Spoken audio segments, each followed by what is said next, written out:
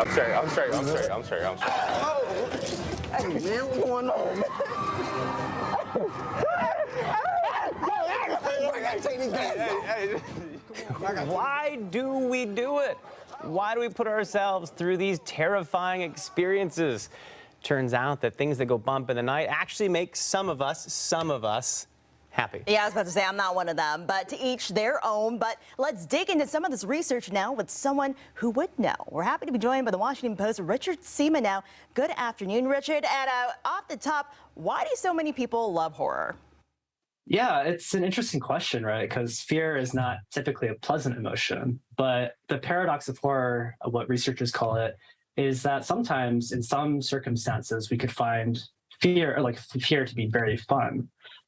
So even if you don't like scary movies or go into haunted houses, I would contend that maybe you listen to true crime or watch nature documentaries that feature apex predators hunting their prey. And the researchers I talked to even brought up the fact that babies like being spooked a little. Like a peekaboo is basically a tiny jump scare for a tiny human. So I just wanted to say off the top of the segment that we might like fear more than we expect. And there are two reasons that we like fear. One is the adrenaline rush, and the other is that it's an opportunity for us to learn about ourselves, how we deal with fear, and how we can control our emotions in a safe and fun environment. So, Richard, is there a sweet spot? Is there a point where it's too scary, and is there a point where we're like, of course, that would be a good thing for us?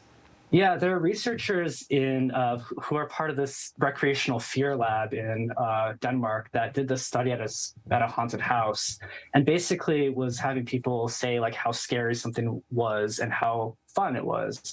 And for everyone, there was a sweet spot where if it's too scary, you're very anxious and it's not enjoyable. But if it's not scary enough, it's boring.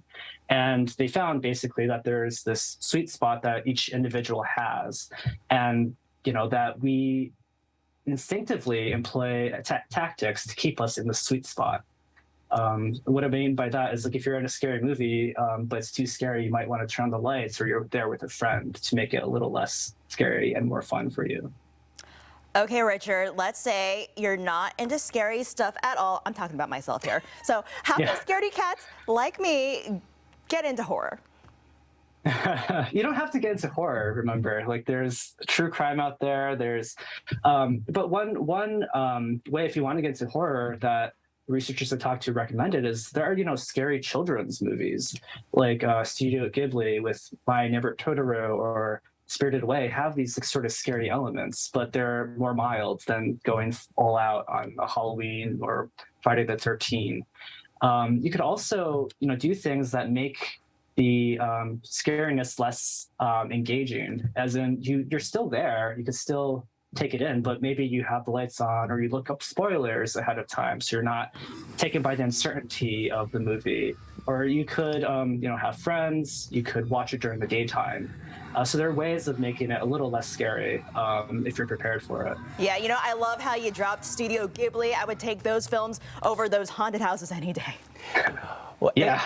And is there a difference when it comes to gore versus non-gore? Is there any research for people who just don't like blood and guts? Maybe I don't want to watch Sweeney Todd. Yeah, no, that's an interesting point. I think part of it is, of course, horror movies could be scary, but they could also be disgusting, which is also another thing that a lot of people don't like. There is also a difference in how sensational a movie is. Like a gory scene has very high sensation. Like, it's very visceral. It makes you feel something. So I think you could find stuff that's more about the tension or something stalking you that you can't really see versus just jump scares and blood everywhere. I think there's a difference there. All right, Richard Sima with the Washington Post. Thank you so much for taking the time to walk us through. And now I'm never going to play peekaboo the same way again. Thank you so much.